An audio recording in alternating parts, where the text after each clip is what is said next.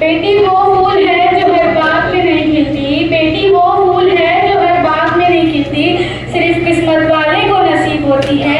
आज मुझे जिस मौजूद पर लब कुशाई करने का मौका मिला है वो है बेटी की अहमियत। नबी सल्लल्लाहु अलैहि वसल्लम जब इस दुनिया में तशरीफ नहीं लाए, उसके पहले के दौर में लोग बेटियां को जिंदा दफन कर दिया जाता था और बेटियों को मनहूसियत कहा जाता था। जब नबी सल्लल्लाहु अलैहि वसल्लम जब इस दुनिया में तशरीफ